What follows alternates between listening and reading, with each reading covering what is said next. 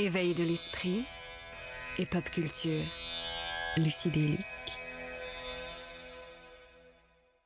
L'arbre a une écorce, il a une frontière, et pourtant ça ne l'empêche pas de collaborer avec d'autres arbres, petits et gros. Donc voilà, c'est une façon de déconstruire, c'est un projet communiste qu'on croyait avoir éliminé, et vous voyez bien que c'est pas du tout viable. C'est pas viable. Ce qui faisait la richesse de l'Europe, c'était sa biodiversité culturelle. De toute façon, vous voyez bien que le prétexte qui avait été mis en avant, c'est de construire l'Europe pour éviter la guerre. On est en guerre économique, c'est une guerre d'un nouveau type que les militaires appellent les guerres 4.0. C'est une guerre de l'information, de la désinformation. Même avec beaucoup d'intérêt. Et puis même une guerre spirituelle, voilà. Alors, et des intérêts multiples. Alors, vous parlez d'unité, il y a deux formes d'unité. Ici, vous avez une unité spirituelle qui est la somme des complémentarités. Et vous avez l'unité à la George Soros, c'est l'uniformisation. Donc je prends un modèle qui me fait mon intérêt et je le copie, colle partout. C'est la méthode Macintosh ou Apple. Et donc je gomme les particularités que peut avoir tel ou tel pays pour une espèce d'archétype du pays. On voit bien d'ailleurs quand vous regardez l'Europe, vous avez des tas de pays qui ont perdu en biodiversité. Si vous regardez par exemple la liberté thérapeutique, ça s'est réduit. Donc voilà. C'est pas la solution. D'ailleurs, le vivant, s'il avait dû choisir cette solution, il l'aurait fait. Il a 3,5 milliards d'années d'évolution. Et c'est un détournement des travaux de Karl Popper, parce que Karl Popper considérait qu'une société fermée, isolée plus exactement, est une société totalitaire. Donc on s'est dit, on va ouvrir les frontières, mais vous pouvez avoir aussi un totalitarisme par manque de frontières. Totalitarisme total. Total et planétaire, le globalisme. Grâce à la technologie. Moi, je suis pour une mondialité qui n'est pas la mondialisation, qu'on appelle aussi la globalisation. La mondialité, c'est respecter la particularité de chaque pays et les amener à comprendre qu'ils doivent coopérer. C'est comme dans une forêt. Vous voyez ce que je veux dire? Dans une forêt, il n'y a pas un animal qui va imiter l'autre. Chacun est complémentaire. On rejoint la pensée complexe d'Edgar Morin. Voilà. D'accord. Alors, pour résumer ce que vous nous avez dit, vous disiez le retour chez soi. Connaître son intérieur. Oui, donc c'est une solution spirituelle. Se positionner aussi.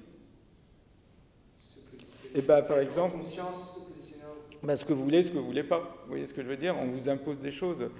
À la fin de la Seconde Guerre mondiale, Jean-Paul Sartre avait fait une déclaration qui avait donné une polémique. On n'a jamais été aussi libre que sous l'occupation. Donc les gens disaient, mais qu'est-ce qu'il raconte? Il y a le nazisme. Il voulait dire qu'on pouvait être sous l'occupation, soit un collaborateur actif, passif, soit un résistant, soit neutre, mais on devait se positionner. Donc il faut se positionner, ce que vous voulez, ce que vous ne voulez pas. Donc la solution spirituelle, rentrer à l'intérieur de chez soi, se positionner. Se positionner, c'est pas aidé par la masse d'informations qu'on a. On est dans une masse d'informations qui fait qu'on peut se laisser prendre par le divertissement et donc pas se positionner. Bah oui, mais à ce moment-là, il faut savoir ce que vous voulez. Vous voulez. De bord.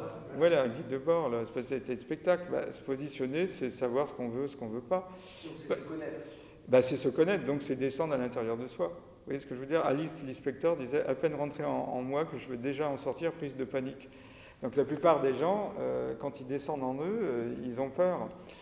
On voit bien qu'il y a des gens qui ont troqué leur liberté, parce qu'on a vécu quand même des choses incroyables. Hein. Avoir un pass, se signer un pass parce qu'ils voulaient boire un café. Vous voyez ce que je veux dire? Se positionner, c'est dire non, je ne veux pas ça. Et donc se positionner, c'est aussi en pleine conscience dire oui ou non, mais pas essayer de tergiverser. Alors effectivement, il y a des gens qui ont été pris en otage entre se faire vacciner, perdre leur boulot, etc. Donc je ne veux pas. Et puis surtout comprendre que à force d'ultra diviser, vous voyez actuellement la société française, vous avez les antifas, les anti-antifas.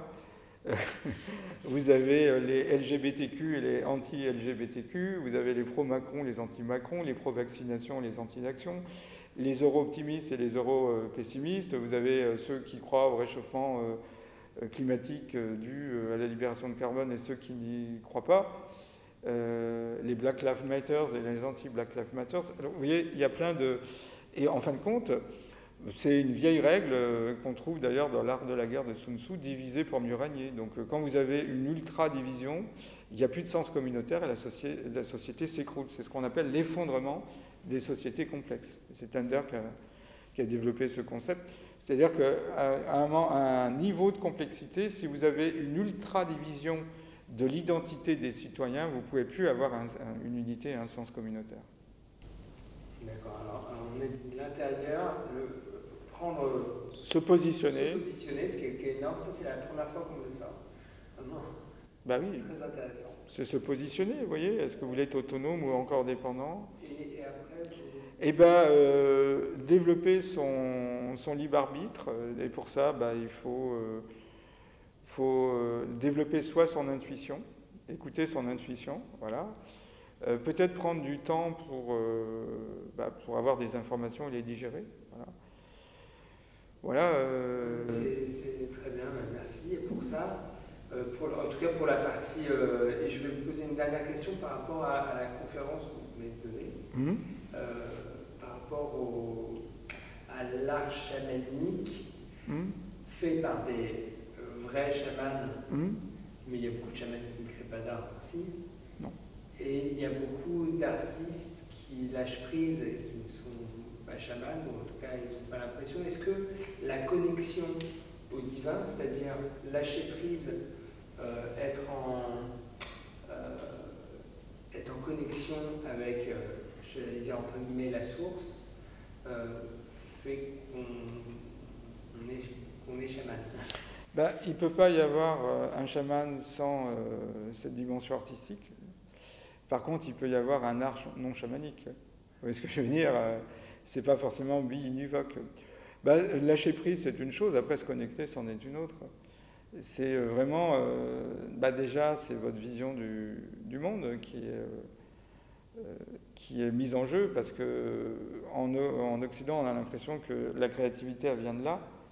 Alors que la créativité, pour un artiste chamanique, elle vient du monde invisible. Donc il est simplement le révélateur de ce monde invisible. C'est deux démarches différentes, mais il y a des artistes de poids quand même. Joseph Beuys, qui considérait que tout artiste digne de ce nom a cette dimension chamanique. Vous avez également Edvard Munch, qui disait que lui, il ressentait les forces archaïques, fondamentales de l'univers, et il les ressentait en lui. Donc il y a eu plein d'artistes qui se sont exprimés sur cette dimension chamanique, quoi. Et c'est tout la fonction qu'on assigne à l'art. Voilà, pour les chamans, l'art est le révélateur du monde invisible. Et donc l'œuvre d'art a pour but de réveiller le sens de l'ordre chez une personne désordonnée, y compris pour la société. Alors que pour l'Occident, un artiste, c'est un créatif au sens individuel du terme, il n'a pas forcément une fonction collective, quoi. Vous voyez bien, c'est complètement absurde pour un art chamanique d'être coté en bourse. Et pourtant, Dieu sait s'il y en a. Ah bah oui, parce que l'art a été mis en jachère, c'est-à-dire il y a eu des périodes où l'artiste, vous avez eu à une époque, beaucoup d'artistes et des grands artistes ont vécu, ça a été le cas de Velázquez entre autres, en faisant le portrait des grands de leur époque. Vous voyez ce que je veux dire? Ils ont été mis en jachère. Et donc, je me souviens d'une œuvre d'art de Van Eyck où le Burgermeister, il est plus grand que le Christ. Vous voyez? Donc il vivait en étant au service des nobles et il devait faire le dos rond pour pouvoir continuer à vivre. Léonard de Vinci, on l'a oublié, a travaillé avec les grandes familles, les Sforgia, les Cômes de Médicis, etc. Et de même, Michel-Ange a été au service du Vatican. Donc la notion d'artiste qui vit indépendamment d'un mécène, c'est récent. Donc on est maintenant revenu à une forme de mécénat déguisé, c'est l'intervention étatique. Et donc c'était intéressant parce qu'on le prenait un peu pour une sorte de demeuré, mais quand Reagan est venu, il a regardé le système français, notamment le système culturel, il a dit c'est quand même curieux en France, ce qui marche et ce qui intéresse le grand public n'est pas financé, ce qui ne marche pas est financé. Vous êtes un drôle de pays, vous la France. Et voilà, l'art qui est subventionné est souvent un art que le grand public considère comme ennuyeux. En tous les cas, ça ne répond pas aux grandes problématiques que vivent les gens. Voilà. Le but de l'art, c'est de faire redresser la tête aux gens et les amener à ne plus regarder le ruisseau, mais à regarder le ciel. Et c'était l'objectif des bâtisseurs de cathédrales qui ont construit ces cathédrales, qui ont été à un moment donné de plus en plus hautes, péché d'orgueil, hein, comme la tour de Babel, hein, qui a fini par s'effondrer, parce que le but, c'était de sortir les gens de l'obscurité du côté barbare du Moyen-Âge pour les forcer à dresser la tête et redresser la tête.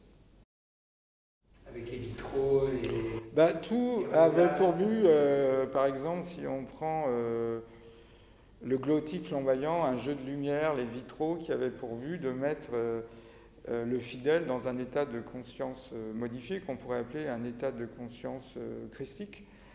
Voilà, comme un chaman se met dans un état de conscience chamanique et qu'une œuvre d'art chamanique réussie, en tous les cas qui correspond à l'intérieur d'une personne, amènera cette personne à se mettre dans un état de conscience modifié. Éveil de l'esprit et pop culture. Lucie Daly.